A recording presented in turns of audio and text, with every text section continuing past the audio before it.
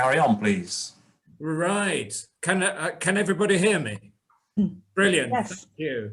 Can I welcome everybody, members new, members old, to this really key lecture that we're having this evening on Richmond Castle and its history.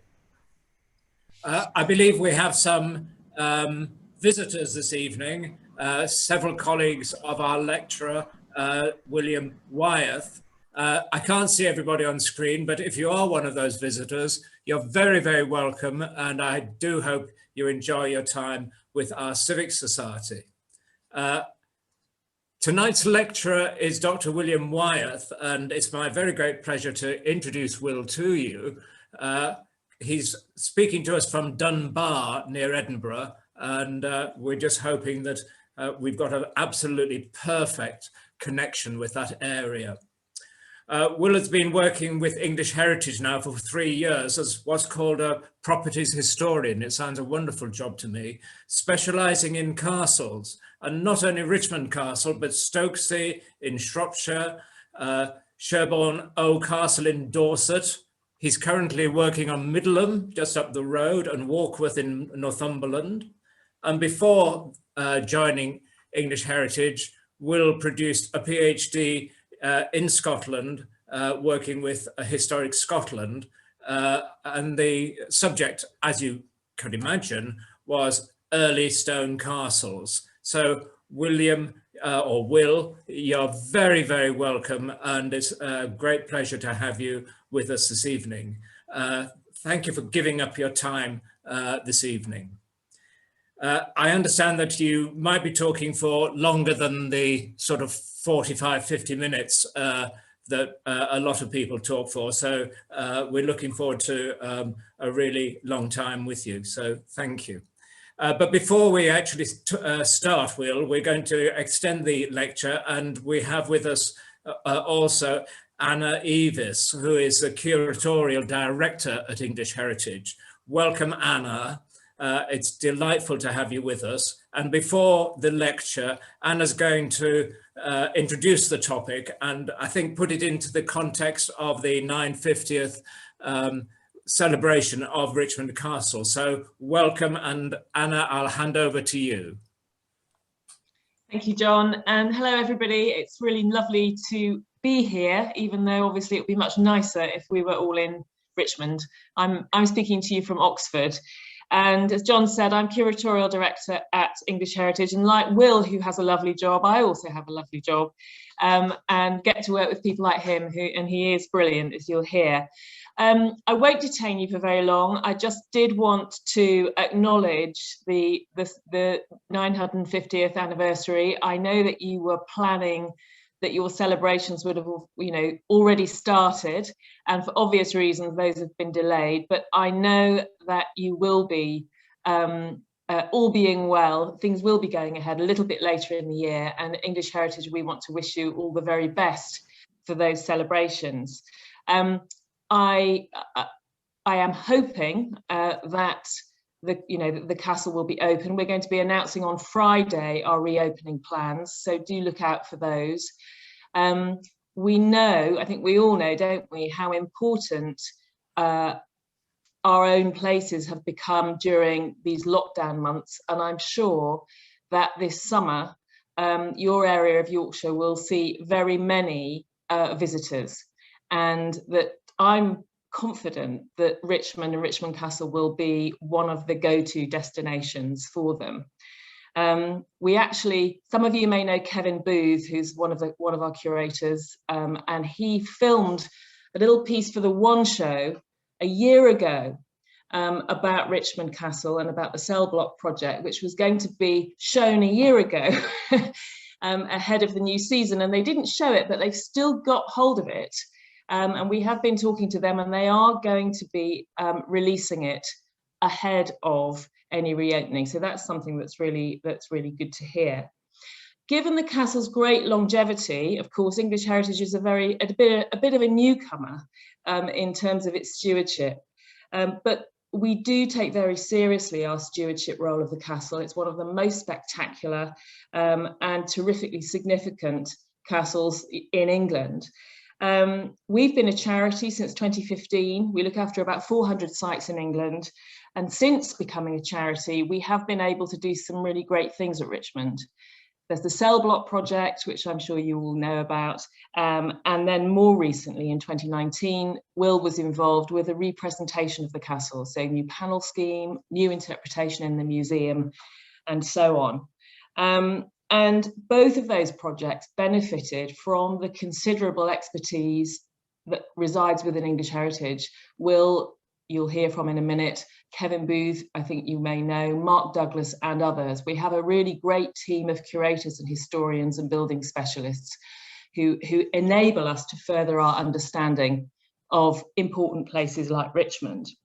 But we can't do it alone. And I just wanted to finish by extending a very genuine thank you for the work that you do to help us look after Richmond. I know many of you volunteer for us and help us open the castle to the public.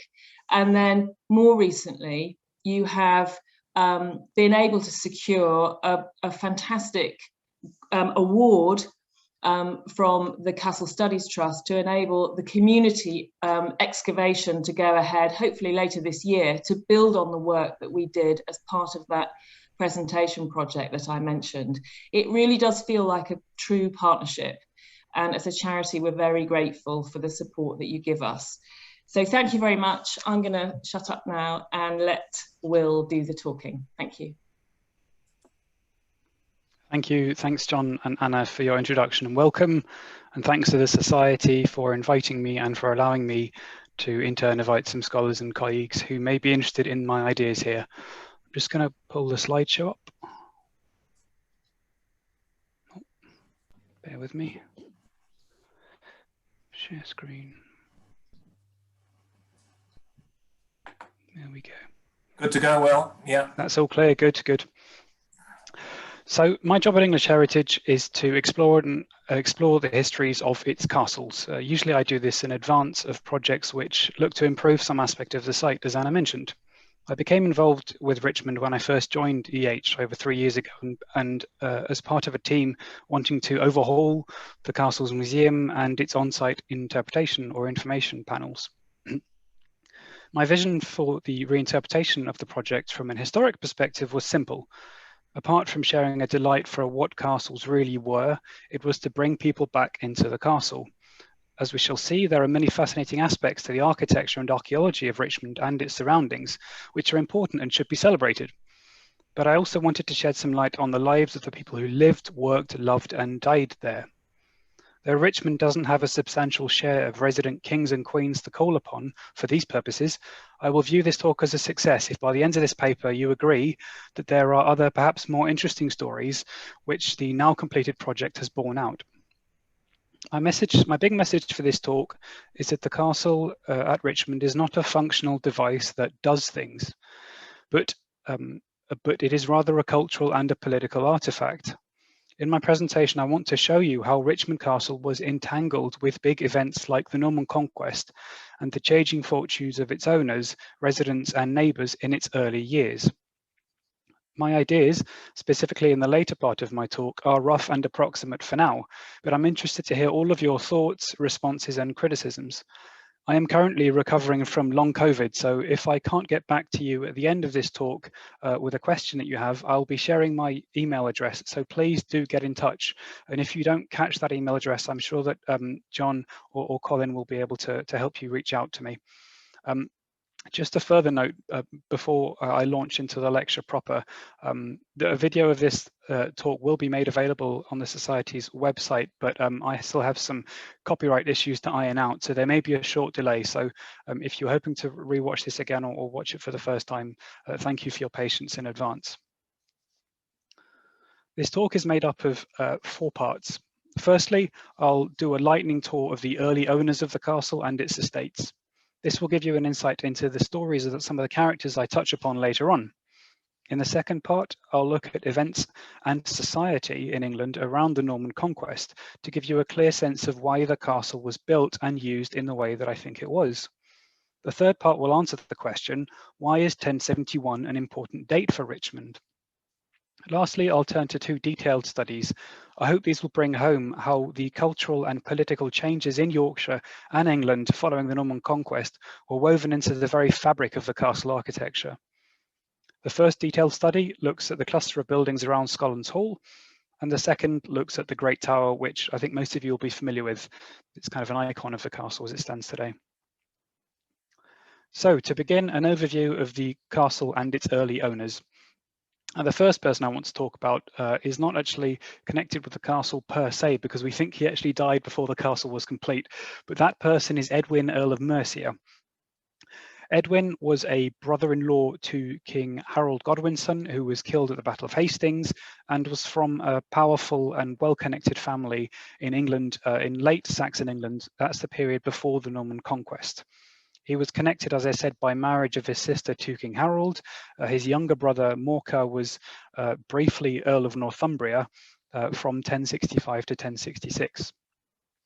Edwin and his brother Morcar, in fact, were defeated by Harold Hardrada in the first of three battles that took place in the year 1066. You may be familiar with this, how that year began and how it ended for King Harold, but a combined Scandinavian army under Harold Hardrada, who was the King of Norway, and Tostig Godwinson, who was a younger brother of King Harold, invaded England via the East Riding, defeated the Earls Edwin and Morcar at the Battle of Gate Fulford, but that Scandinavian army was in turn defeated some days later by Harold Godwinson, who then turned around, went all the way south to Hastings, and was promptly himself defeated.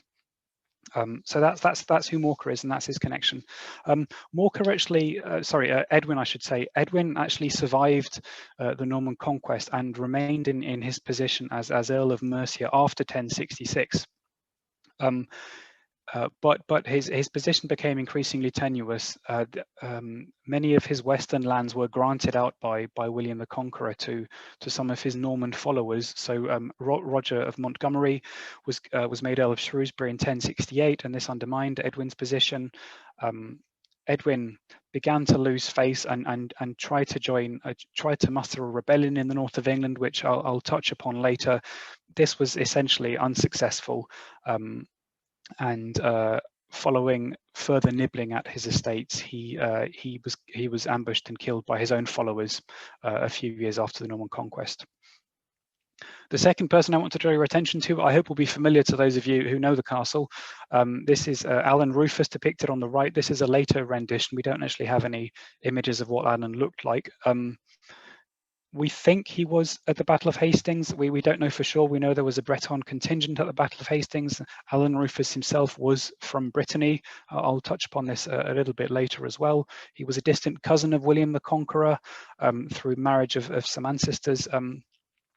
Another interesting point about Alan's life, we think he was in a relationship of uncertain status with a woman called Gunhild, who circumstantial evidence strongly suggests was the daughter of Harold Godwinson, who was killed at the Battle of Hastings. Again, I'll touch upon this a little bit more later. In Domesday, that's the record of landholding in 1086, Alan Rufus is listed as, I think, one of the three largest landowners in the whole Kingdom of England, only behind to either the king or one of the king's close relatives. So an extremely powerful individual in the 1080s especially, and up to his death in 1093. And we think Alan Rufus is the person who built Richmond Castle. I'll talk about that a little bit later. The next two figures I want to draw your attention to are another sequence of people connected to the castle. The first is Conan IV, who was Earl of Richmond and then also Duke of Brittany. He was the son of Stephen, who was another Earl of Richmond. Stephen may have been a younger brother or perhaps a nephew of Alan Rufus, who I just touched upon. Conan's reign really begins the connection between Richmond and Richmondshire on the one hand, and the Duchy of Brittany, which you can see in this map of modern France is highlighted in red, that represents Brittany. That's a connection which endures. By the connection I mean in this sense that the Earl of Richmond was often also the Duke of Brittany. Now, as the kingdoms of England and France increasingly butted heads in the 13th century, this caused a lot of problems for the person who held both those titles. And very often, the person who held those titles sided with the French king. And so what we see is in effect, Richmond becomes, as the castle suffers from underinvestment in the later medieval period. Just one further point about Conan, we think he's responsible for some of the building works at the castle, which again, I'll touch upon in a bit. The last person I want to briefly mention, an early person connected to the castle, is Constance. She's the daughter of Conan. She was had what some biographers have called an unhappy life. As a minor, she was in the care of Henry II, King Henry II of England. She was compelled, when she was legally able to intermarriage to Geoffrey, who was one of Henry's younger sons. This was because Henry II was keen on exerting more direct control in Brittany, really, because Constance also had a claim to Brittany, and also to have a firmer hold on the very, very rich lands that comprise the honour of Richmond, which is the enormous estates connected to the castle from the late 11th century. Geoffrey died at a tournament in Paris. It seems he was trampled by a horse, and unfortunately, Constance's unhappy life continued. She was forced to marry a close ally of Henry II's named Ranulph, who was the Duke of Chester. Their marriage, they were basically estranged for most of their marriage for about 10 years. And then in 1196, Ranulph decided to kidnap Constance because Constance insisted on ruling Brittany in her own right, rather than as the wife of the Earl of Chester. So quite a character. Constance managed actually to escape her imprisonment, escape the Earl of Chester, and the marriage was shortly thereafter annulled. And she had a third final marriage, which lasted, I think, for 4 or 5 years, to a junior member of the Breton nobility called Guy of Thouars, and they had a daughter who in turn inherited the titles of connected to Richmond and Brittany. So those are some of the early figures connected to the castle.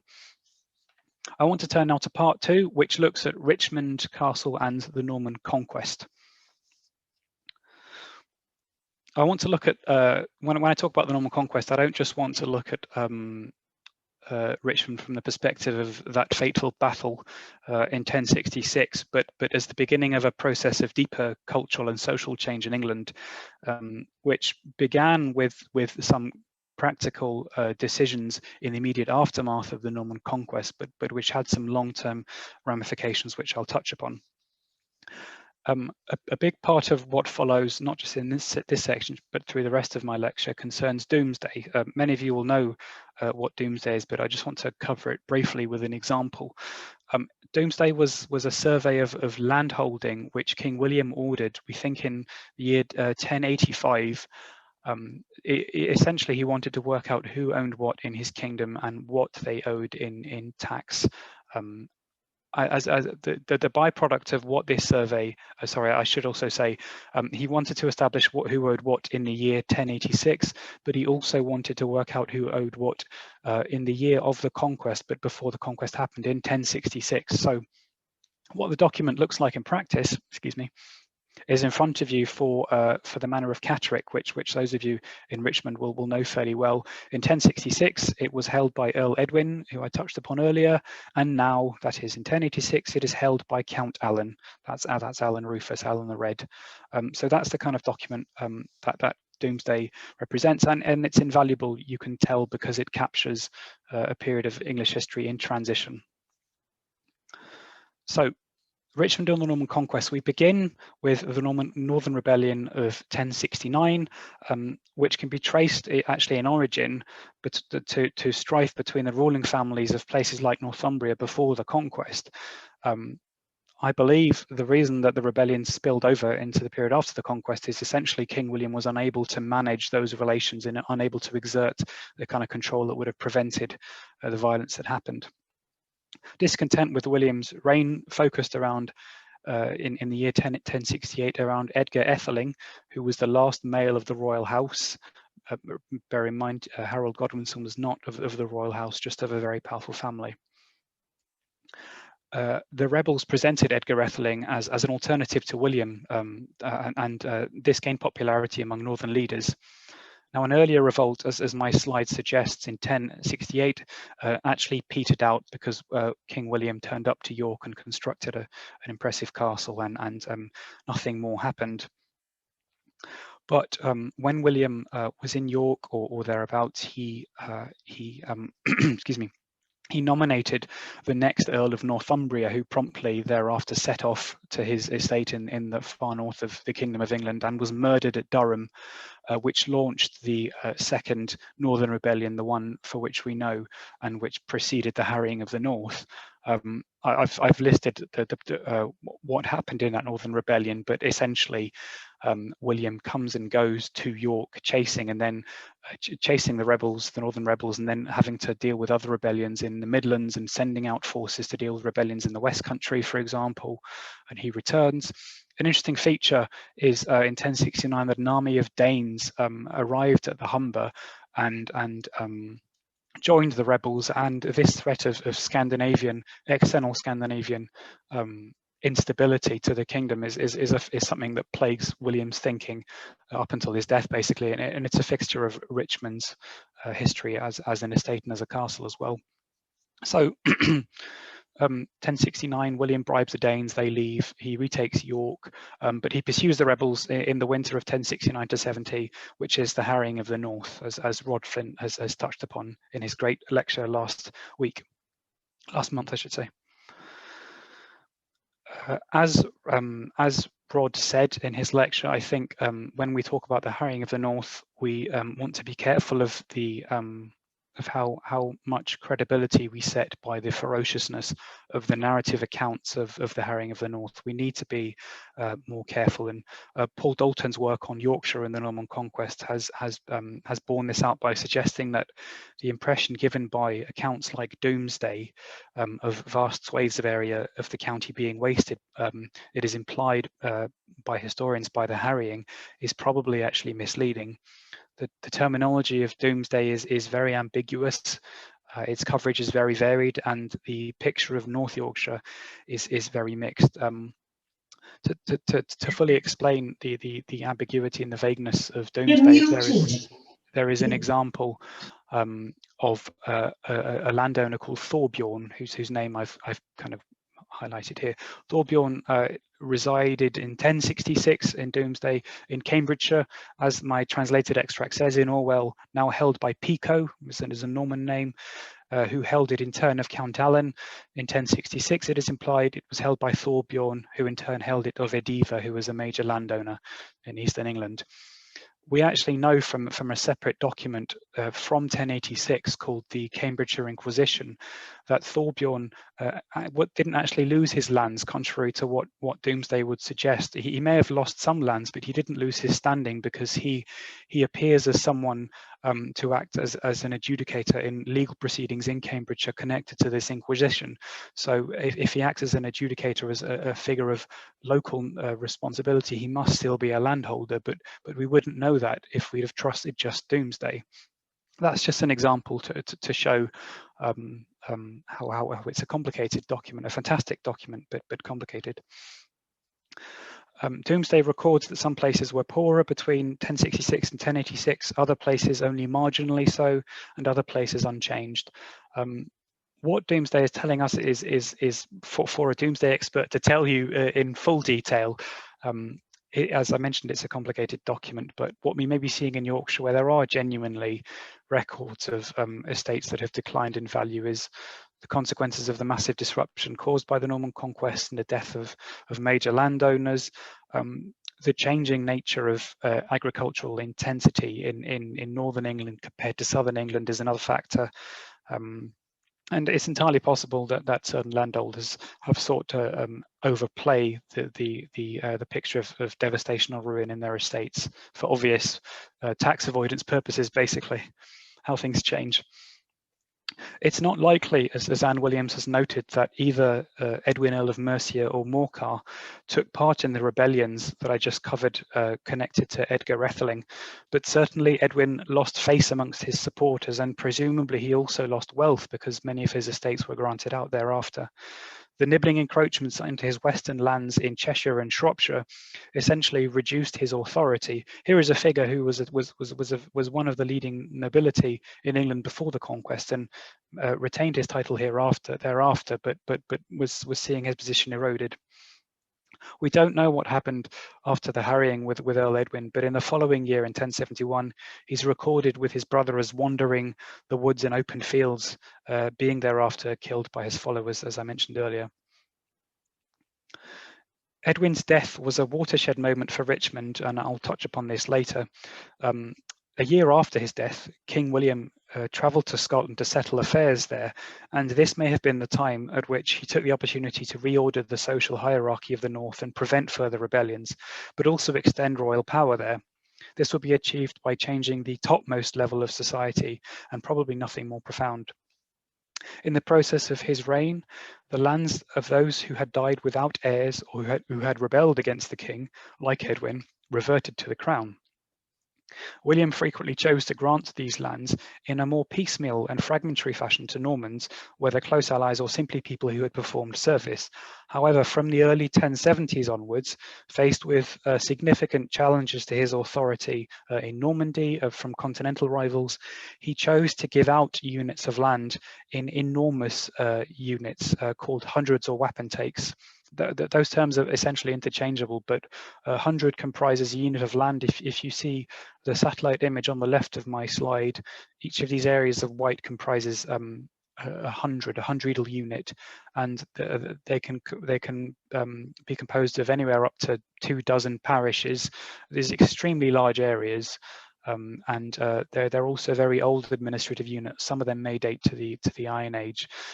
This is certainly the case for Southern England. I'm not so sure actually about Northern England.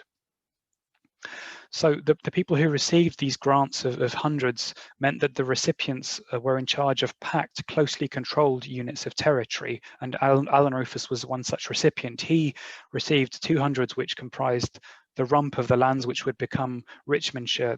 These are shown again on the satellite, the areas surrounded in red. These are Gillingshire and Hangshire.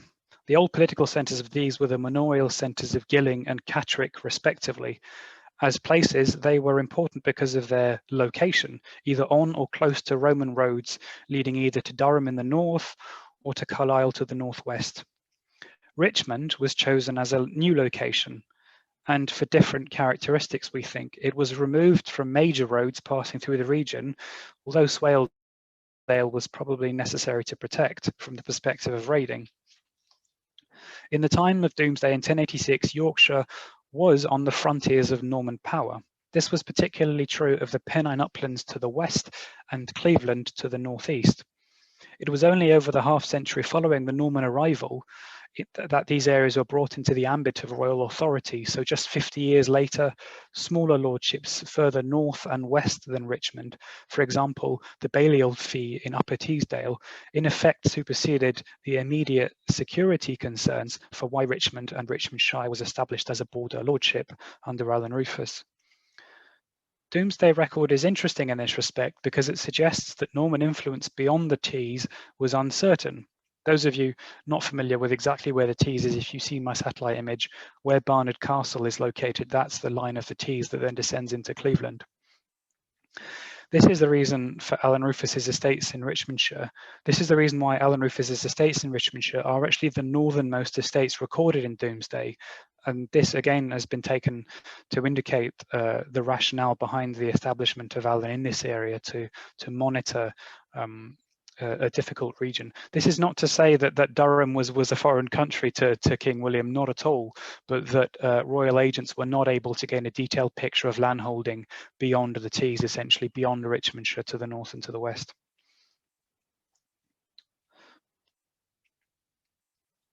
Who were the people of North Yorkshire around the time of Domesday? The scholarship labels them variously as Anglo-Danish or Anglo-Scandinavian.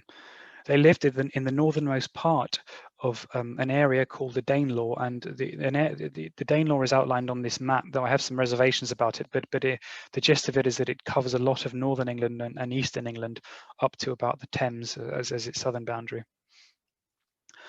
The Danelaw is a term used for a large area of those parts of England, initially under the political control and gradually the cultural sphere of Scandinavian settlers and rulers from the mid to late 9th century onwards.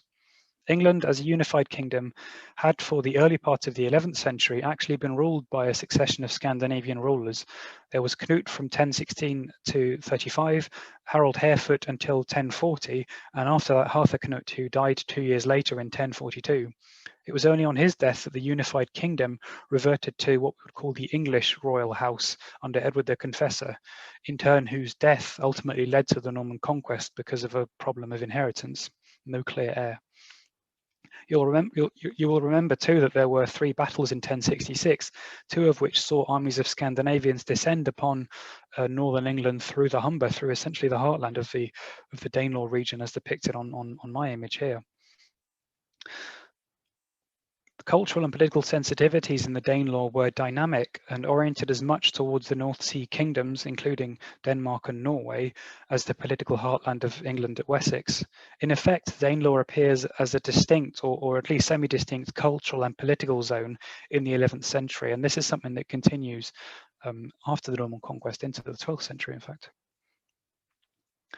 Returning to post-conquest politics, King William recognised that there was an enduring risk of political sentiment which had nothing to do with him being Norman as an outsider, but everything to do with potentially King William disrupting existing patterns of political alliances and landholding in the Danelaw. Thus, he and his successors sought to invest loyal followers with rich, compact holdings in those areas of England most susceptible to a backlash against the new order. John Goodall's map here shows this quite nicely, where compact lordships in places like Richmond, which was in effect the northernmost extent of royal power at the time that it was established, but also in places like Holderness. If you're familiar with the geography of Yorkshire, that's the easternmost lordship, which pokes out into the sea there. This is the location where Scandinavian raiders had emerged before, and places like Carlisle and later Norham, but also Richmond, were addressing another avenue of raids, which is from the north, from what I label here Scotland, though really it comprises several different polities at the time. These slightly later lordships, the ones that are further north and west of Richmond, superseded the concerns of Richmond's establishment, but the longer-term aims of welding North Yorkshire to the elite of the new nobility of England was a longer-term project, which we think outlived both King William and Alan Rufus. Remember, the concerns for establishment in these places were varied. But for places like Richmond and Holderness, concern was as much with directly engaging with the existing local political leadership in those places to forge new loyalties, as with the strategic consideration of external threats. There are many things going on when these things are established. By encouraging Norman rulers to reside in these districts, the Crown probably hoped to garner greater local support for the new regime. This kind of hard and soft power was not just a political aspiration of figures like King William and Alan Rufus, but I hope to show was actually manifested in the architecture of Richmond Castle itself. Now that we have a grasp of the early owners of the castle and its estates, as well as how the castle came into being from a political perspective, I want to turn now to the buildings themselves. Given that this lecture series has been brought about in part to celebrate the 950th anniversary of the founding of Richmond, it seems like a good idea to substantiate the implicit idea understanding this date. How old is Richmond? How old is Richmond Castle? I'll outline my reasoning below, but I think a better question to ask is, why was the year 1071 as important, an important watershed moment in the history of Richmond? I'll explain how the scholarly consensus has settled on 1071 as the earliest of a range of dates for the construction of the castle by looking at different strands of evidence we have at hand. And this is often my bread and butter when it comes to my job. The first strand of evidence is broadly architectural. The second is documentary. And I'll close this section with an outline of a political framework, which makes 1071 an important date from our own perspective, with our ability to see how history eventually played out. So let's begin with some early dates to try and understand how old Richmond Castle is. We can eliminate some ideas. The castle is definitely not pre-Norman, we think. There are two elements of its architecture which could be older, and I've shown these here. These are herringbone work on the lower left, which is a masonry style, and triangular-headed passages on the top left image. These images on the left are both at Richmond. These could be pre-conquest. We find them in pre-conquest buildings, but they're also very common, especially in castles built right after the Norman conquest. This example, in fact, there is an example of a similar triangular-headed passage, as I show you in this photograph on the right from Jarrow in County Durham, which dates to the late 11th century. So we have something of a dating analogy for this feature at Richmond. The triangular-headed doorways at Richmond all fall in its east curtain wall and appear either to act as passages to access the towers there, via passages set within the curtain wall, or as garderobes or toilets.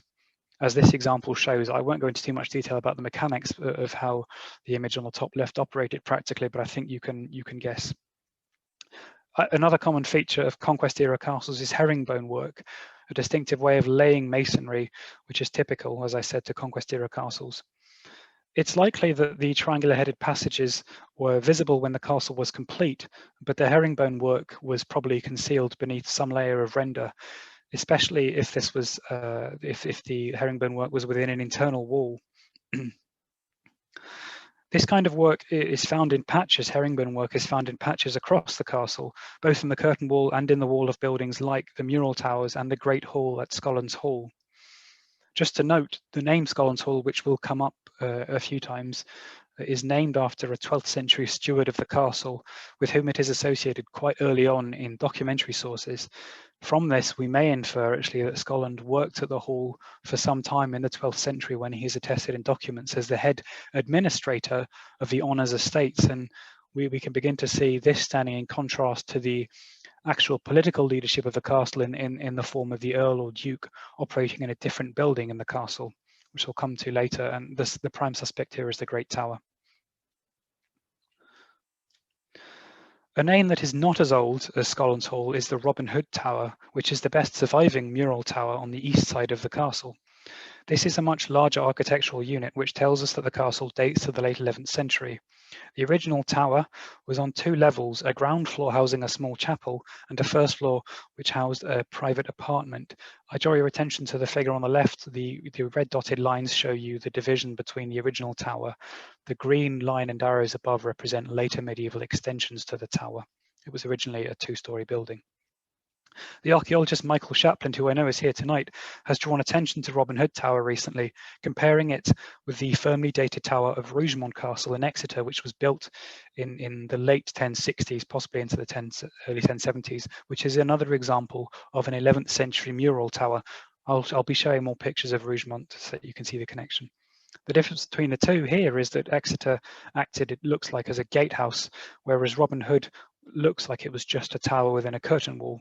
Though there is some reason for thinking this gap in the wall, which you can see on the left of the left photo, may actually represent an entrance, but we can talk about that if it's of interest. Another big feature which helps date the castle more closely is Scollon's Hall itself. A recent examination of the castle, published in the Archaeological Journal by Nick Hill and Mark Gardner, discussing the dating of Scollon's Hall, suggests a completion for that building in the 1080s.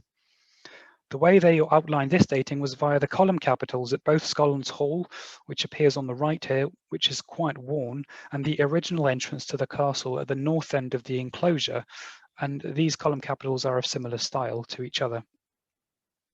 I will discuss later about why there is a tower built on top of the original entrance. Others have noted these similarities too and have drawn dating analogies with Lastingham Crypt, Bayeux, and John Goodall also mentions similar features in the new minster built at York, which was begun in 1070. So taken together and acknowledging that nuance is necessary, I see a range for these capitals as between 1070 and 1086, with a greater emphasis realistically on the late 1070s to the mid 1080s. So I think we're starting to get a picture of why we think Richmond is as old as it is, and I'll continue. In sum, the architectural features and composition of the castle give us a range of construction beginning in the decade of the 1070s and ending in the 1080s. We don't know how long the castle would have taken to build, but it's not likely it was 20 odd years, especially given Alan Rufus was in charge of Richmondshire for most of this period. Given the political circumstances and what we know about Alan Rufus, a date range of the mid-1070s to mid-1080s is more plausible. There is no evidence which can decisively tell us either way, and even if we had a date which convincingly told us that construction of masonry buildings stopped on a Tuesday in March 1088, we can't be sure precisely that that's when the castle began operating as a castle.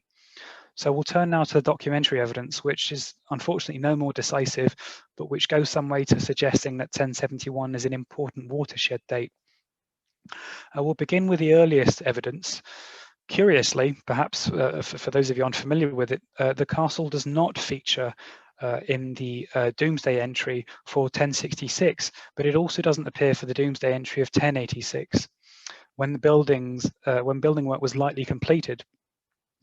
And there is a whole discussion to be had about why Richmond doesn't appear, but the reason it may not appear is because of Doomsday was compiled to assess taxation and to assess landholding, and the old name of Richmond, which was Hindralag, was probably more suited for those purposes than naming the brand new building. There is a later medieval poem which suggests that King William himself built the castle in 1068 to 1069, but this is also very unlikely for the political reasons I laid out earlier. The next most important piece of evidence relates to something I've mentioned a few times, namely the death of Earl Edwin in 1071.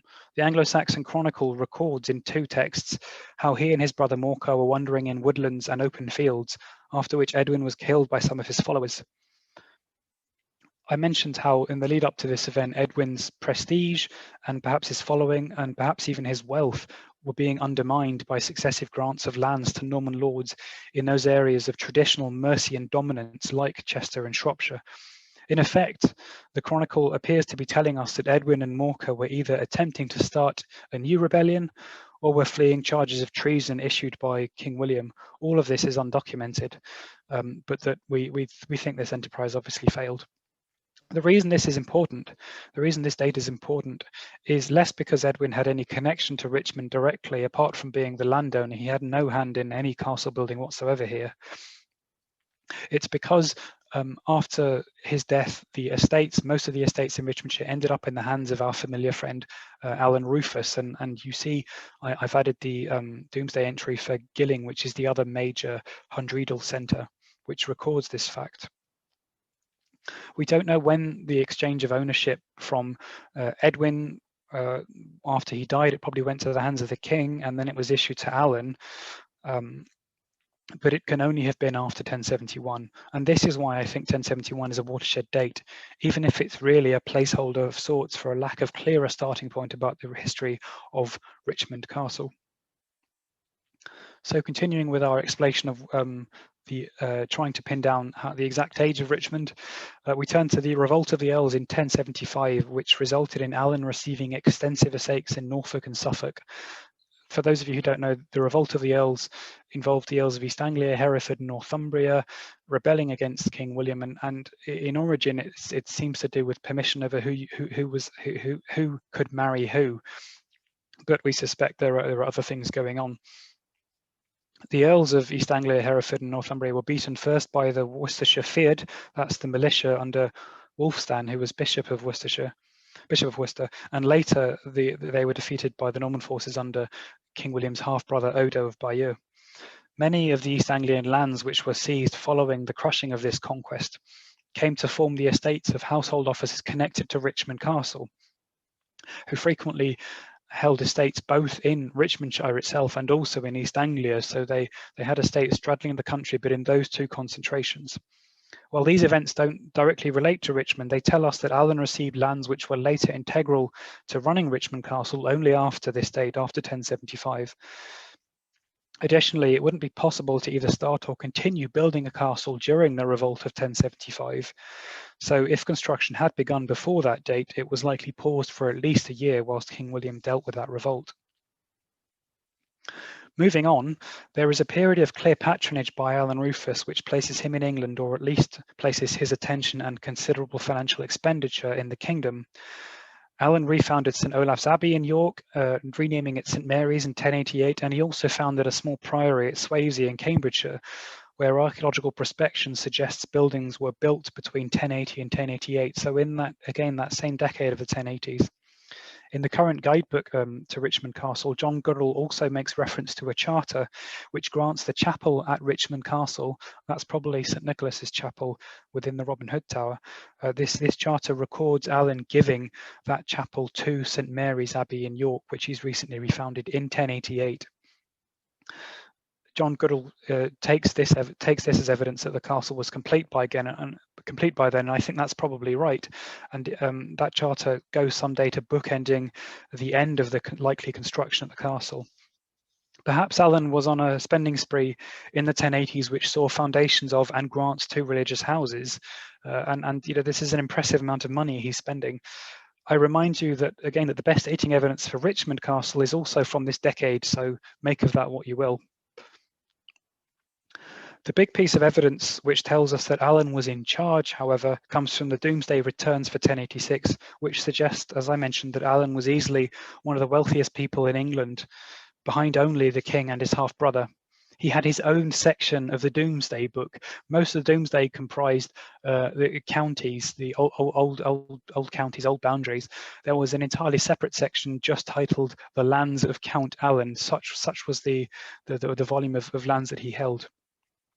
This enormous group of estates across the kingdom, which would later be known as the Honour of Richmond, was almost certainly in Alan's hands before 1086.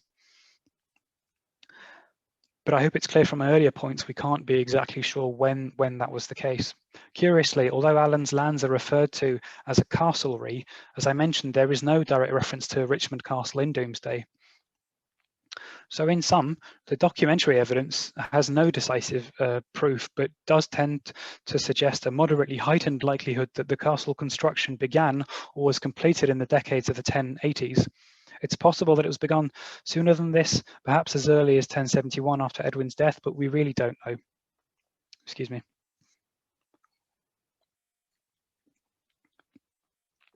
The final point I want to make is that I see Richmond Castle as fitting into a pattern of lordship Alan was enacting across his English estates, which make the year 1071 all the more important. Alan's receipts of lands marked his introduction into Yorkshire landholding society, but I think his approach to relations with the existing Anglo-Scandinavian gentry was far more strategically congenial than earlier work on the castle has assumed, especially when so much has been made of the historical accounts of the harrying of the North in 1069 to 70. I think Rod Flint's paper last month was right to urge caution when considering these sources. At the castle, the incorporation of Old English architectural tropes like herringbone work and turriform chapel, and perhaps the triangular-headed passages all suggest to me that Alan was framing Richmond as a place of power speaking to existing and local or regional power structures and narratives. Alexandra MacLean's work has noted that the landholders of the Honour of Richmond between 1050 and 1100 were in large part maintained in their tenure across the later 11th century. And I list you some examples here. What these tell you beyond listing the estates was that if you look at the names that I've highlighted in bold, these are the names of Anglo-Scandinavians. These are not imported Normans. In some cases, names of Yorkshire origin rather than Norman appear in Domesday in 1086 but not 1066, suggesting that some individuals had not simply, in her words, hung on through the conquest, but had also, as she goes on to say, deliberately aligning themselves with the new regime. Her study of how local elites in Richmondshire spent money on churches in the Shire has shown that both Normans and Anglo-Scandinavians both invested heavily in Domesday.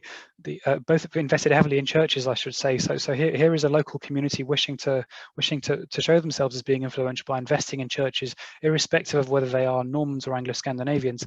The difference, and this is where the problems with Domesday come into their own, is that most of the Anglo-Scandinavians will push down the landholding hierarchies, that they are virtually invisible in records like Domesday, and it's only through fragments like what I've shown you here we get a tentative hints of a survival of an existing political class.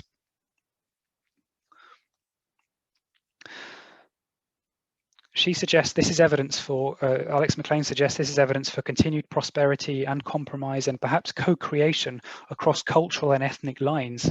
She quotes John Le Patourel in reminding us that the Norman conquest was not just something that happened, but rather something that was made to happen. I see Richmond Castle as fitting into this picture, and in this sense, 1071 marked the beginning of a wider project. Earl Edwin was almost certainly not aware of that project. Other parts of Alan Rufus's life discussed later will speak to a desire to reconcile Norman rule with Old English reality, as well as sound politicking. To conclude, none of these three strands of evidence, the architecture, the documents, or my political framework, amount to any argument for castle construction dating definitively to 1071. But I think, and I hope you will agree with me, it confirms that this is an important watershed date in the history of the castle. Having covered an introduction to the history and architecture of the castle, as well as noted why we tend to think of 1071 as an important date in the story of Richmond, I want to turn now to the first of two detailed studies which look at specific parts of the castle which I have examined in closer detail. Just to remind you, the two parts are Scotland's Hall, which is in the picture, and the Great Tower, which I'll close with. Through both of these, I want to convince you that all the architecture of early Richmond it doesn't just act as a background to the political events that I've mentioned, but it actually plays a role. It actually reflects confirmation of some of the ideas that I've mentioned, especially regarding soft power in post-conquest Yorkshire. So the Scotland's Hall complex, what is so interesting about it? As I mentioned earlier, some recent research undertaken by Nick Hill and Mark Gardner has demonstrated this was a very early and very well-preserved structure, making Scotland's Hall among the oldest great halls to survive in England, and certainly among the oldest in the north. What do I mean by the Great Hall complex? Really, there are three parts of what I call the complex. There is the Great Hall, which I've highlighted in the foreground of my photo on the left here with the red square around it, the solid lining. And then there are the two parts which are partly concealed. On the left, there is the Gold Hole Tower. That name is a Victorian creation, by the way, which hosted the toilets or the latrines of the last part of the complex, which is the solar or the private chamber, which you cannot see, but it is indicated by an arrow there. The Great Hall itself was accessed via a large ornate doorway for a wagon. That's the one at ground floor on the right of the image here, and it was probably used for storage. These undercroft areas usually are. We don't know if there was any communication between the ground floor and the first floor, which was set above the level where that red line is. I've represented where the floorboards would have been hosted by joist poles. The door at first floor, which you can just see almost in the middle of the picture, was exceptionally ornate. And I showed you a photo of the Corinthian capitals. They would have been extraordinary when they were pristine. The wide arch there also hosted a tympanum, which is a semicircular, ornate piece of stonework that has imagery. And I'll show you an example of one of those later. Just to the left on the photo of the grand first floor entrance is a smaller square-headed plain doorway that gives you access to the parapet via a spiral stair. So the Great Hall itself comprised a ground floor called the Undercroft for storage and a first floor, which was the ceremonial space. The upper end of the hall was probably hosted the high table. Those of you with any familiarity of castles, whether they're in scholarly works or in Hollywood, will know what the high table looks like. It's where the most senior elite person sits, usually closest to the fire. There were no fireplaces in the Great Hall. Deliberately, we think this is a deliberate act. There was a stone set above a post hole, which obviously from the ground floor, and that stone at first floor hosted a hearth, so a central hearth, much like you would imagine were in Viking halls, for example. Just beyond the end of the hall on the right at first floor, you'll see there's an entrance to the solar, which is that private bedroom, and that solar in turn has solitary access to garderobes or latrines set in the Gold Hole Tower. What I want to draw your attention to is this passage to the garden, which I've indicated with a green arrow. Hill and Gardner call this a very unusual arrangement. Just for clarity, in case it's not clear, the undercroft of the hall is actually composed of two cells, two undercrofts that are framed by the same exterior walls. but they are separated by this red dotted line. You'll see there's actually a wall that ran across at ground floor level that did not extend at first floor level, in effect creating two basements below a single unified great hall. So this basement at the far end, this undercroft at the far end, had access via its own fairly ornate round-headed doorway, which I've pointed to on the left there. And this gave access to quite a small basement, which in turn led on to the passageway to the garden through there. In terms of dating, we think this is all 11th century, so coeval with when the Great Hall was constructed. Some archaeologists have suggested there was refacing work in the 12th century, but this is just refacing work and not fundamentally changing how this space operated.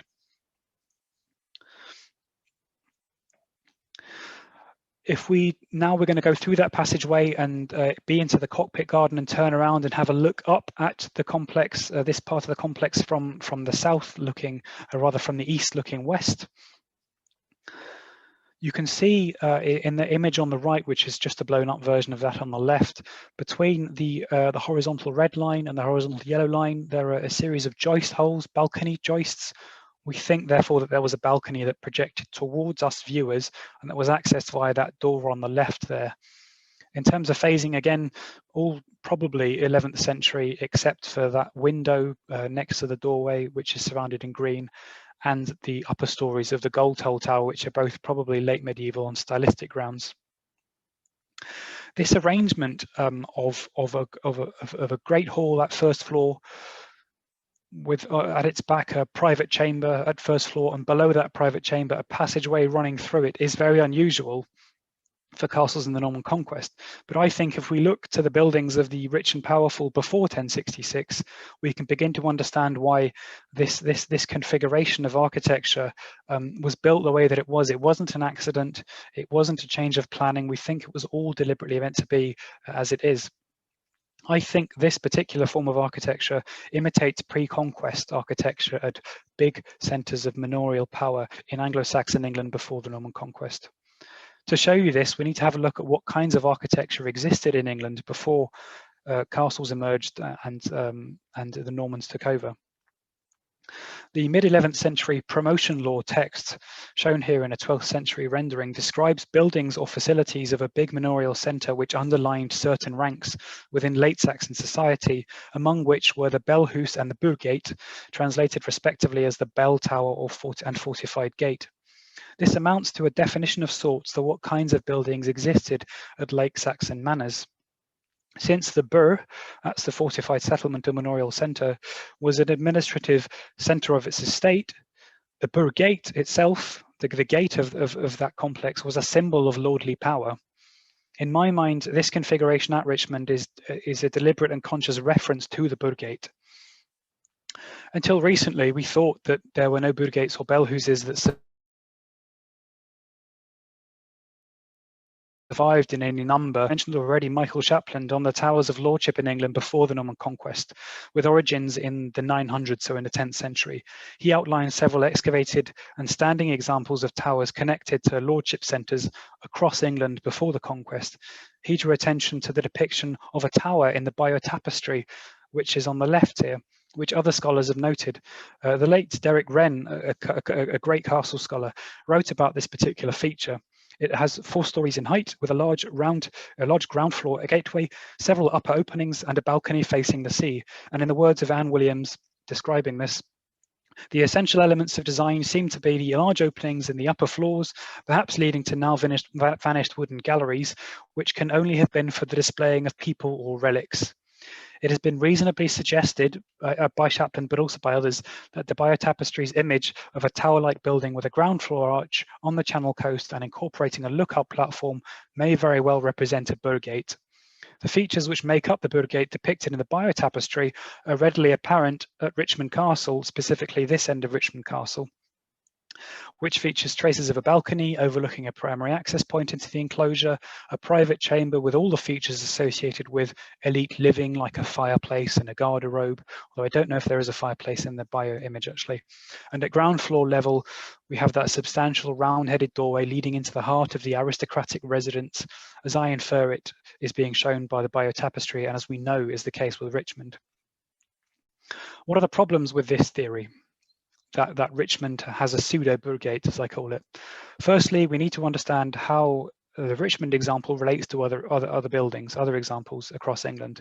I've already noted Rougemont Castle in Exeter, which actually relates quite nicely, though the gatehouse here, as I mentioned, is a solitary structure and it's not contiguous, whereas obviously at Richmond is attached to the Great Hall, so it's part of a larger complex. Nevertheless, it is helpful. Rougemont contained 2 floors above the passageway, which may have hosted private chambers like the Solar at Richmond, although it isn't clear if either of these rooms had access to either a fireplace or a latrine. The high status complex at Staining in Sussex, excavated by Mark Gardner and others in 1993, revealed a 10th century enclosure surrounded by a ditch and bank. The excavation report speculated upon a possible timber gatehouse, shown here on the right in a dashed red line, which features a private chamber of some description above the passageway and which had access to a latrine. And we know it had access to a latrine because there was a latrine pit. And that pit was probably served by a room at an upper level, not at ground floor. Thus, we have tentative evidence for a structure with architectural as well as archaeological analogies to the gatehouse and chamber block at Richmond, which also had a latrine attached, as I said, in the form of the Gold Toll Tower.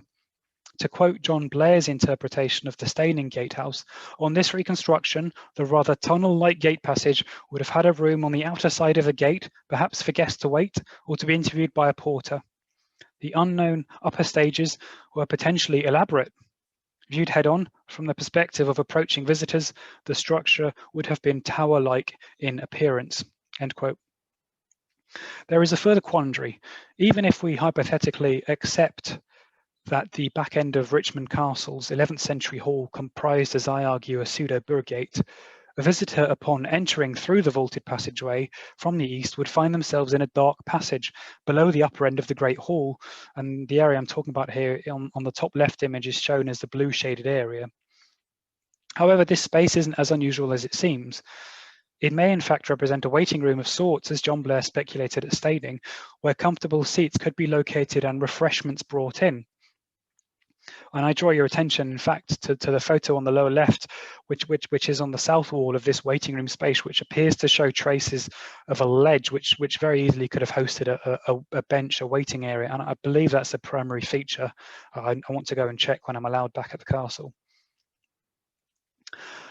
There is another place, in fact, at Richmond itself, which features exactly this kind of waiting area right before you are granted access into the wider aristocratic residence, whether it's the Great Hall or the wider enclosure, and that's actually at the Great Tower at the north end of the castle. You enter through the first floor door into the Great Tower, you rise directly up the stairs, and at the top of the stairs you're greeted by this view on the right of a small space with a low stone bench which survives, and I draw your attention to the red arrows there. And above that space in the background, you can see the arch of a blocked window, which was originally open in the 12th century when the tower was constructed, but it was blocked at a later time. But it's a waiting area. You know, it's a waiting area for guests to be granted access deeper into the castle. We can add to this that Hill and Gardner suggested that the solar block at first floor level was actually built slightly before the Great Hall, Scollon's Hall, which is interesting. What this means is that, as I say, this space is not likely to be a planning accident, like a change of heart halfway through the construction of the Great Hall and solar, but actually a deliberate decision, a deliberate process. Unlike the clear similarities between Richmond and the Bayeux image, my view of the Richmond structure is less straightforward, which may account for why my theory has not yet been proposed, at least as far as I know. I suspect it has not been noticed because attention has been drawn to the first floor hall, which is the focus of architectural importance in the castle, and it is an astonishing building.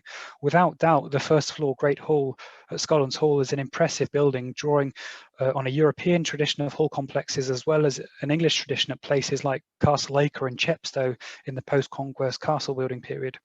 But the vaulted passage below the Great Chamber behind the Great Hall is undoubtedly familiar to the Burgate tradition of England, stemming in England before the conquest.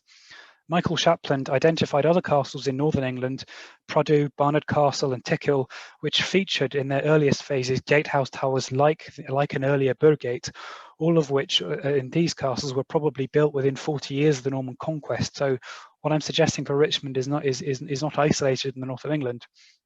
In their recent discussion of Scotland's Hall, Nick Hill and Mark Gardner have speculated that the first floor hall at Richmond may have been built at a higher level than was normal. Usually great halls would be built on the ground floor. They said it was built at a higher level to make the most of fantastic landscape views to the south over the River Swale, but also to literally and metaphorically raise the prestige of the Great Hall as a building. And I think that's entirely right. But I think in the process of elevating the hall, it also allowed easy planning to incorporate the Burgate structure as I see it depicted in the central photograph. What do we make of this finding? In order to understand, it's necessary to take a step back and look at the wider castle once again. To my mind, there were three entrances to Richmond Castle in the late 11th century. That below the Great Tower, that at the western curtain wall, and that below the solar or our pseudo Burgate. If we consider how each space might cater to the expectations of different parts of the castle, having three entrances makes sense. So the grand entrance, which is shown here in the photograph on the right, was for visits from the Lords of Richmond themselves. They were often not always resident at the castle, so they would be visiting quite a lot. Anticipated visits from ambassadors, nobles, and perhaps royal visitors, though I don't think they ever manifested themselves. Many, but not all, these visitors would be drawn from the Anglo-Norman Norman aristocracy of England. The western portal is for supplies and everyday traffic. It is away from the residential buildings, but close to both extant and known buildings, which would have needed resupplying. So kitchens, barns, stables. We speculate storage buildings, grain houses around here as well in the western part of the castle. It was also close to a bridge crossing the Swale, which appears in the satellite image and actually also on the photograph. There is a bridge mentioned called the Castle Bridge in the 12th century, and it's likely this just refers to a structure which predates the 12th century, so into the Norman conquest. The third entrance at the back of Scotland's Hall, the pseudo Burgate, may therefore have appealed to local notables, tenants, those Anglo-Scandinavians pushed outside of Domesday, pushed and made invisible by that document, but who still existed, as well as those who might seek alms from this most traditional and conventional alms-giving place in aristocratic centres, the Gate. The division I am proposing here is not simply between Norman elites and Old English or Anglo-Scandinavian tenants, but rather it's about different styles and approaches towards governing the lordship of Richmond, this vast and complicated estate. Its recognition of the wide range of expectations facing Alan Roof and his successors in governing an area with its own set of conventions, cultural orientations and expectations. Excuse me, just take a sip. There is a further point I want to note about my speculated Burgate. Its position could be argued to align with the position of the axial road of the earliest settlement at Richmond, before the town as we know it was laid out in the marketplace. If I can draw your attention to the satellite image on the left, you'll see the yellow area. That's essentially buildings clustered around the modern marketplace and the Trinity Chapel. We think that area was defined by walls in the 12th century when there were further extensions made to Richmond Castle itself. But what I'm saying is that before the 12th century planning of Richmond, there was an earlier town which was concentrated to the north by St Mary's Church, which is the parish church, and it hasn't. The parish church was never the Trinity Chapel; it was always St Mary's. And Oliver Crichton, a castle scholar, has drawn attention to the plots of property which cluster around St Mary's along this road, which is called French Gate, as if that wasn't enough of a hint, which are probably fossilizing a late 11th century settlement prior to the massive changes in the 12th century, which saw the castle laid out as we would recognize it today around the marketplace.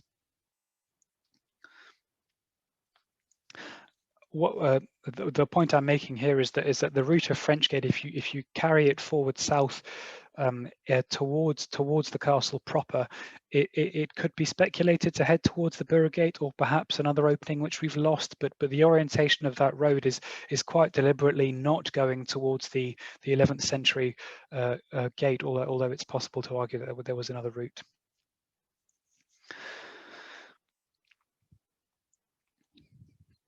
This idea of soft power, which I've pointed to many times, of encouraging facilitation and cooperation, draws on some other aspects of Alan Rufus's life, which the work of other scholars has done a lot to illuminate, and which I'll touch upon before drawing this section to a close. I mentioned earlier that Alan was in a relationship of uncertain status with a woman called Gunhild. Circumstantial evidence suggests that Gunhild was the younger daughter of Harold Godwinson, who was defeated and killed by William the Conqueror at the Battle of Hastings. Like many other aristocratic women on the eve of the conquest, Gunhild, who was probably a child at the time, was secreted to an abbey in Wiltshire for protection. When the dust had settled following Hastings, William was keen to buttress his legitimacy and authority in England by stressing that he had an authentic claim to the English throne and that he would not intervene in disrupting existing laws, at least initially.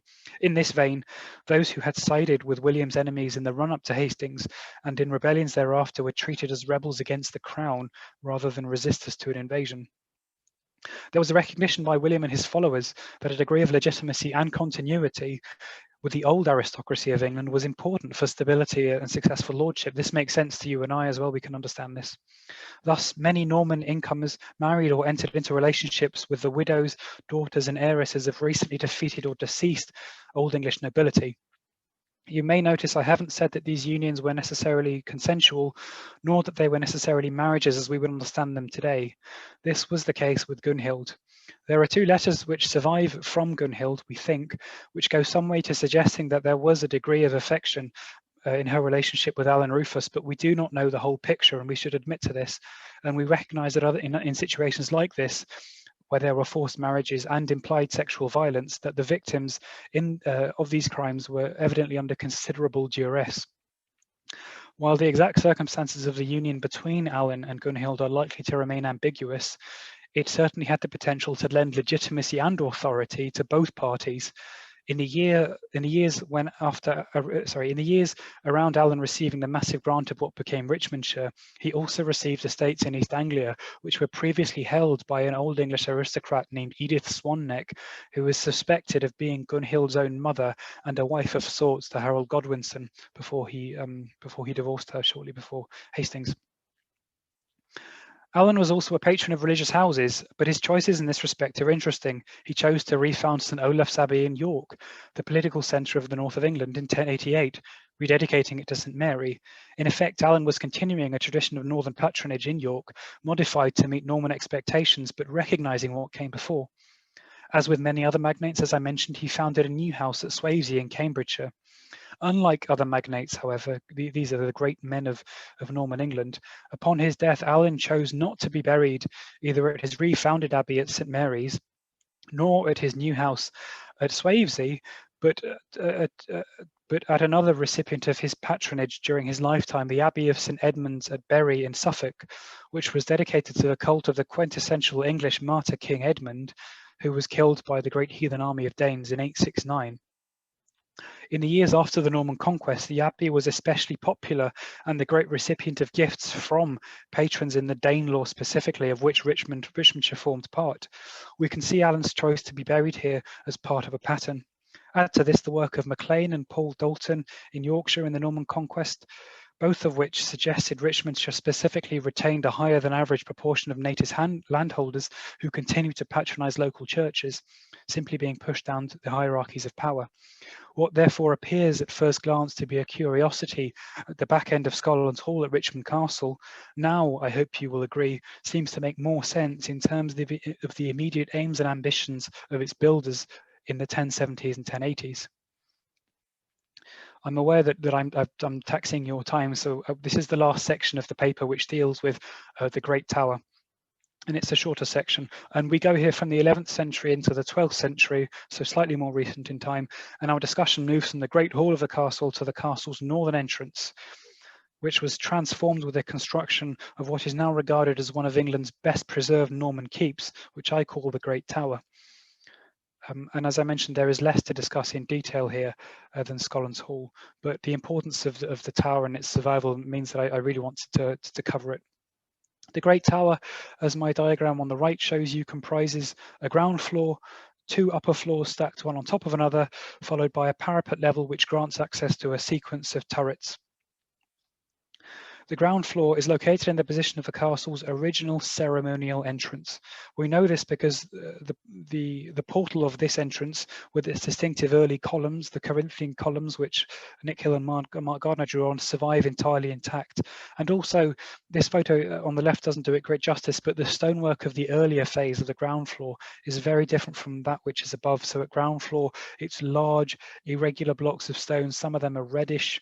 Okay, these may have been refaced, whereas from the top of the ground floor upwards, you have neat, small, almost yellowish, fair-coloured ashlar sandstone, lovely, typical 12th century stonework, which actually appears in other parts of the castle too. It suggests that the 12th century saw a massive change in the composition of the castle.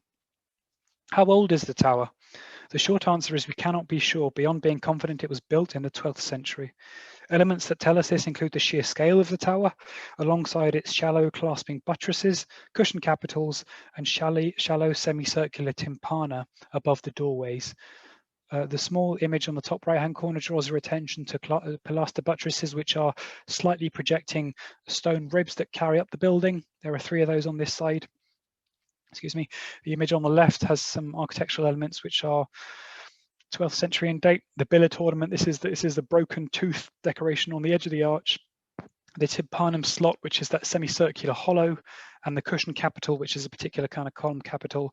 Tympanum, I've given you a wonderful example on the lower right, which is from a church from about 1120, but it's essentially a semicircular block of stone featuring motifs. Could be religious, could be secular. Entirely possible that they were painted, especially if they were covered.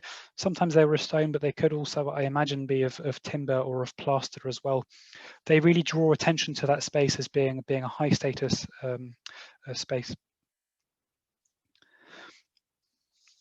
The simplicity of the plan of the tower is one feature which suggests it may be an early date, but this simplicity can be accounted for by the fact that it's essentially built on top of an earlier structure. During the course of the reinterpretation of the castle, during the recent project, English Heritage contracted Field Archaeological Services, who are a company based in York, to undertake a survey of the Great Tower to enable us to better understand what this building was built for and how it changed over time. And what the survey suggested went some way to confirming what scholarship on Norman Great Towers has been suggesting for some time by, among others, people like Philip Dixon and Pamela Marshall, that the Great Tower of Richmond Castle was completely unconcerned with any military aspects or aspects of defence. Rather, the tower was built to host important occasions, such as the signing of charters, and to welcome its most esteemed guests for receptions and presentations. And there are several reasons why we think this. I'll run through these now. The first is that the FAST survey showed that the tower really was quite simple when it was originally built. There were no fireplaces, no garderobes, no obvious bedrooms or private chambers of any kind in the tower. Simply put, this was not a place to be lived in, or certainly not to sleep in. At the first floor level, as survives today, there are 3 large round-headed windows which overlook the Barbican, the crescent-shaped area in front of the tower where the current ticket office is situated. The main photo at the centre shows you this view looking up towards the tower. The middle of these 3 windows, you will notice, is slightly different. It's got a square head. That's because it would originally have hosted a tympanum, that decorated stone which I showed you in the last slide, which probably hosted a brightly coloured image. That tells us that this middle window was for special guests within the castle, so people would appear at these windows physically, almost like when our royals appear at Buckingham Palace or the balcony at Windsor as well, to wave at us and show us who they are. This speaks to the first point regarding the tower. It was for display, not just as a tall building and environment of very few small buildings, but specifically for occasions where the community could gather to display themselves to selected guests in the Barbican below. And I think this is also confirmed by the view on the left, which is from the top of French Gate, where these windows are still visible. It's still a very striking feature. The second floor of the tower revealed an intriguing feature. This was a stone ledge set against the north wall, and the red arrow there draws your attention to it, which was identified as part of a raised platform of timber, now lost, which ran at least part of the length of this room. So it was resting on that ledge. And our contractor speculated that this suggested there was a stage of some description, an elevated platform, which may have hosted the throne of the Earl, Countess, Duke or Duchess, or whichever castle official was in their place during important events at the castle. This kind of composition and dedication to important events was exactly what we find across other great towers in England, where vast sums of money are spent for things that we would deem only short-term use, for things like important dates. There's no way we would build an entire tower to celebrate, for example, a marriage, but this was very much the done thing in the 12th century. The parapet level with its 4 turrets gives an impressive view over Richmond town and the surrounding area. Though it is thought this was one of the main reasons why the tower was built. The ability to climb up a building was a privilege which 99% of the medieval kingdom could not enjoy. To the west, up Swaledale, this is the view in front of you now, were extensive hunting grounds mentioned fleetingly in medieval documents. One of the characters who features in the interpretation scheme at the castle is a woman called Emena, who appears in one document in the 13th century as a non-aristocratic woman. She is tasked with maintaining the Earl's hawks and hounds for his hunting, and also with carrying wine from the castle to his hunting grounds in the west up Swaledale. It's a nice little story of someone who otherwise usually wouldn't appear. The tower also gives a clear overview of the medieval town, which was clustered around the marketplace of Trinity Chapel at its centre. To the east are the fragmentary remains of St Martin's Priory, probably founded around 1100, which became a cell of St Mary's York quite early on. Those of you in Richmond who aren't sure where this is by the old railway station. To the south was a view of the entire castle enclosure, and beyond it the swale and the castle orchard, which also features in early documents as the Earl's Orchard, where the football pitch is now located. The tower gave a panorama of the area under the control of influence of the rulers of Richmond. The last question to ask is who built the tower?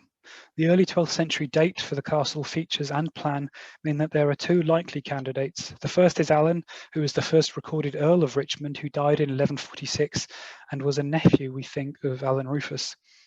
Earl Alan was a staunch ally of King Stephen during the anarchy and demonstrated extreme aggression towards the Bishop of Durham during that conflict. Alan was certainly an important figure in early 12th century England, playing a role in the politics of the kingdom. But I tend to favour the second option, Alan's son, called Conan IV, who died in 1171. He was Earl of Richmond and later Duke of Brittany. This is partly because Conan is mentioned as the builder of the tower in a later document, which describes the honour of Richmond. That isn't as clear as evidence as you would think, but it does tend to suggest there is an early memory of that. It's not just because he's mentioned in that document, but also because it is his marriage to a Scottish princess in 1160, which would mark precisely the sort of occasion which would be associated with the construction of great towers elsewhere in England. This argument has been made for William Daubigny's elevation to an earldom when he undertook massive building works at Castle Acre, as well as the elevation of the De Vere, Earl of Oxford, when he undertook massive construction at Hedingham Castle as well. It remains possible that Alan, first Earl depicted on the left here, was the tower's builder, but for the moment, Conan appears to be the consensus. This marks the end of my talk. I hope you will agree that the early history of Richmond Castle is fascinating, not only for the marvel of its early surviving material, but how the albeit fragmentary architecture intersects quite nicely with other kinds of evidence to build a more complete and nuanced picture of the first 100 years or so of Richmond and its area. There is much more to tell about the story of Richmond Castle, much of which is told at the castle itself, both in the on-site panels and at the wholly renovated museum, whose story I haven't even touched upon in any great detail, and you could probably spend an entire day just at the Castle Museum. If you have already seen the new exhibits, I hope this paper has added some further colour and light to them. If you haven't, I recommend you go and visit when regulations allow. Thank you for your attention. Well, thank you very much indeed, Will. And could I first thank Anna Evis for her very kind words of introduction, and then turn to Will. And I've been looking forward to this talk for about a year, from when I first contacted him. and he's been fielding my emails about all sorts of subjects like Gunhild and Gilling Castle and when did the castle start. And I'm absolutely delighted that we celebrating it on the right year. And it was 1071, because it would have been awful if you'd have come on and said, well, actually, we've got it wrong. We should be celebrating it next year or the year after. So that's great. It has been a masterclass, Will. I'm delighted you've got through it. I know, you have been on reduced hours because of your problems. And, to provide us with a presentation like that, I think it's just magnificent. I'm looking forward to when it's we can post it on the Civic Society website, because I find with both the previous two talks, I get an awful lot more the second time I see it, because you've got packed in so much information. It's difficult to absorb it all in the talk. So well done, Will. That's been really, really good. Now, for those members who attend our Zoom lectures regularly, we will know that we now have a question and answer session, which we have to do on the chat facility. And if you can be thinking of your questions and posting them on the chat facility, what is then going to happen is Anna is going to read these messages and field them and pass them on to Will, who will respond. If I could say that we have been joined, and it's really nice to be joined by some scholars and by some archaeologists and so on. And if I could just ask them if they could contact Will on his email address direct, if they've got sort of technical academic questions, particularly with the various theories that Will has raised in his talk, I would be grateful. And if any members have got any talks, I know you've been very, very thorough. If any members have got any questions, please field them. It's difficult to field things by hand because we have 2 or 3 screens. So we find the chat room is about the only way to do it. Just to add, Colin, if sorry to interrupt, if anybody has any questions about the talk, just points of clarification or anything, I can try to explain those too. I know that I do pack in a lot of information, so. Could I, while people are thinking, could I just ask one thing?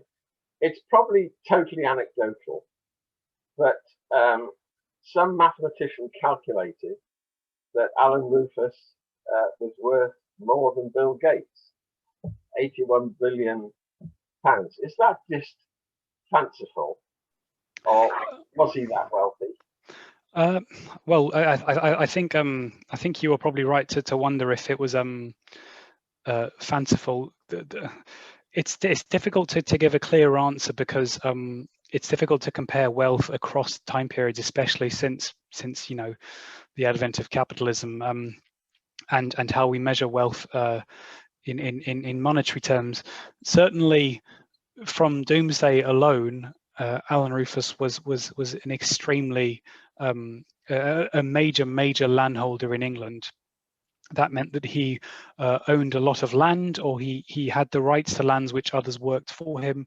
He had the command of a large number of soldiers that were used to either garrison Richmond Castle, which was a process that continued into the 14th century, or that could be called up for military service.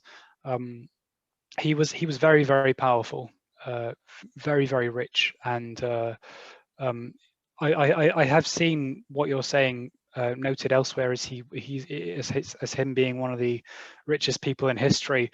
I think that's probably fair if we accept that it's difficult to compare, and that he was certainly one of the richest people in late 11th century England. And that his estates thereafter fragmented a little bit, so that his followers were not necessarily as wealthy as he was. It's complicated to answer, but I hope that gives a sense. Thanks very much, Will. We've got a couple of questions coming in, so if I can hand over to Anna. Yeah, that's fine. So the first question, Will, is from Rod Flint, who says, "Thank you, Will. That was fascinating.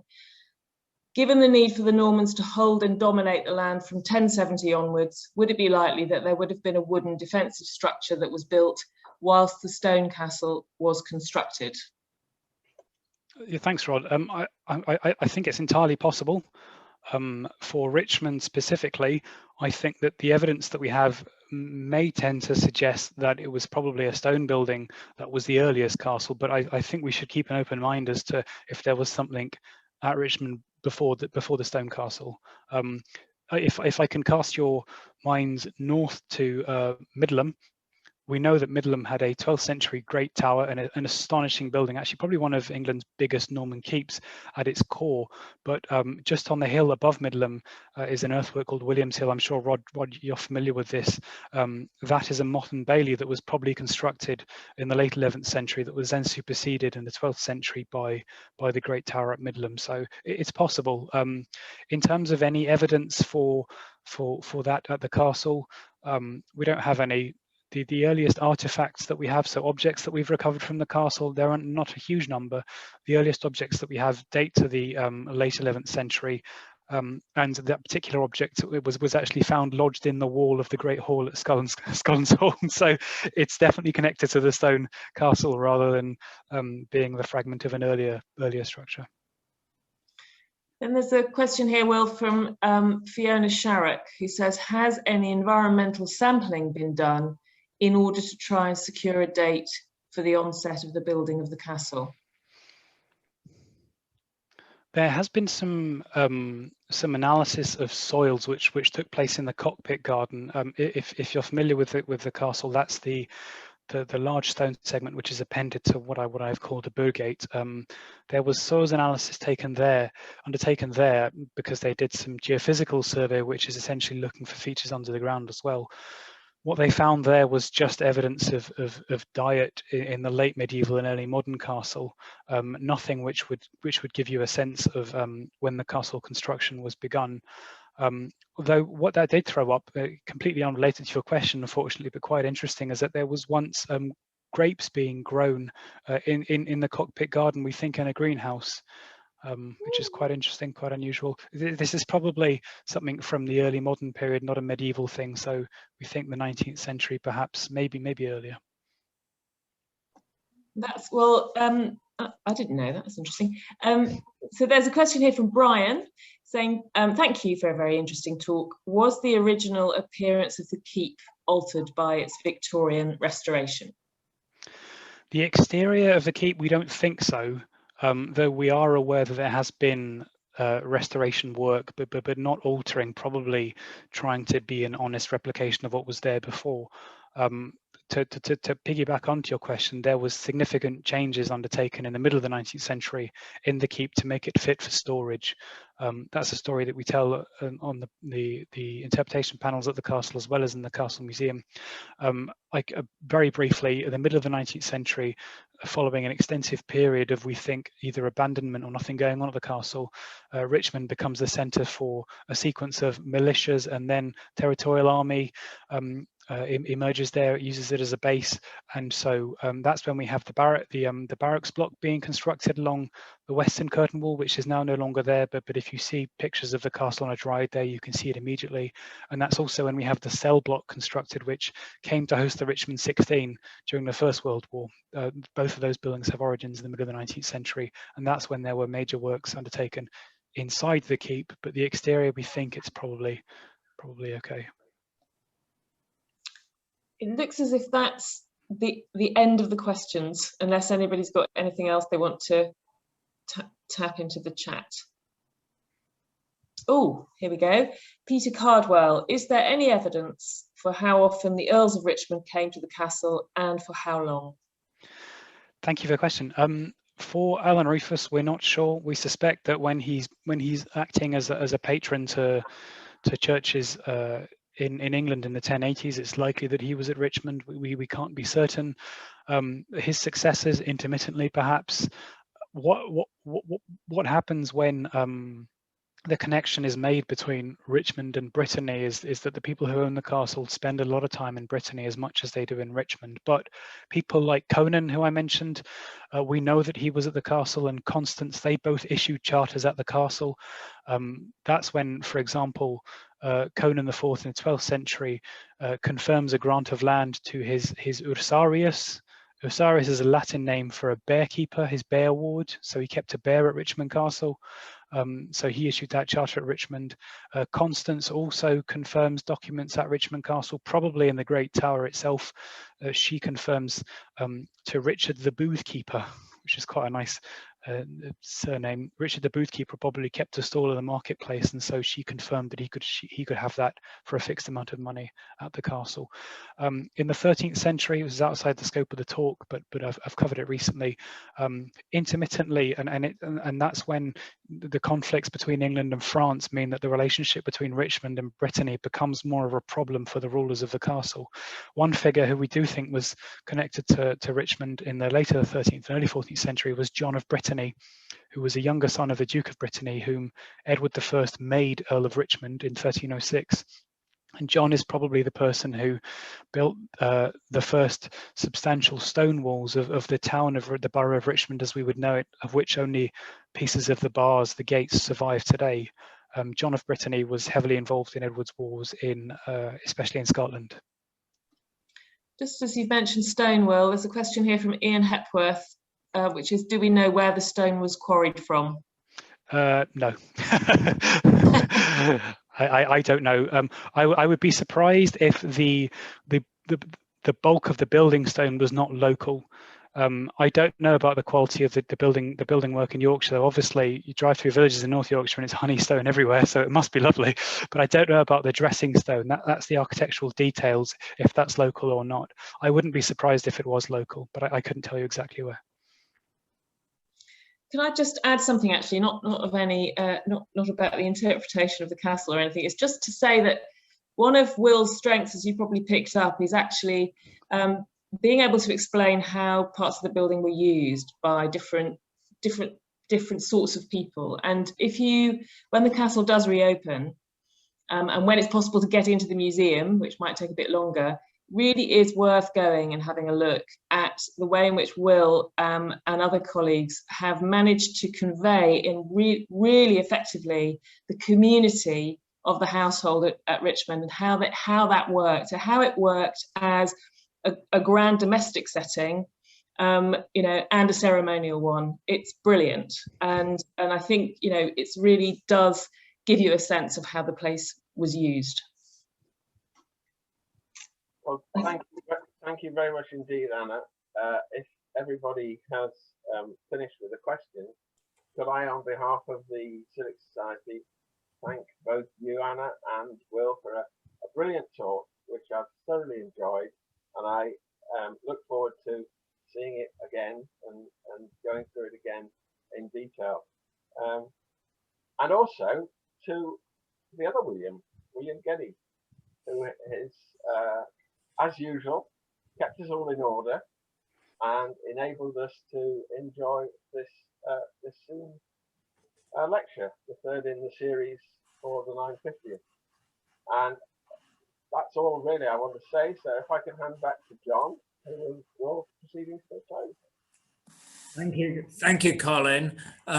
You've taken all the words out of my mouth. I wanted to say thank you to Anna, and obviously a huge thank you to Will. Perhaps I'd like to add that I think what you've given us tonight will act as a reservoir of information that we'll go back and back to as a town as we go through this year. And I'm thinking of the dig that the Society is sponsoring in the summer, and it'll be the things that you said tonight will return and return. I'm quite sure, and it'll be so useful having tonight's talk on the website so that people can actually go back and refresh their memories. So many thanks, and good luck on a personal note with your recovery. I hope I never have long COVID, and you need all our sympathy and success. So thank you to William. Thank you to everybody who's come along this evening, a wonderful audience and a large audience and visitors as well. We look forward to seeing all of you, I hope, on the 7th of April, when we're moving forward in history and looking at the Richmond as a centre of historic gardens. So we're leaving the Norman period. Well, perhaps we are in the Norman period. I don't know whether Val Hepworth is going to talk about the castle gardens or not, but that's on the April the 7th. So with no further information from me, I can let everybody go and have their, whatever it is, their brandy or their cocoa or whatever it is that gets you to the end of the evening. So I've really enjoyed myself, and I speak from all our members when I say that. Thank you very much indeed. And good night.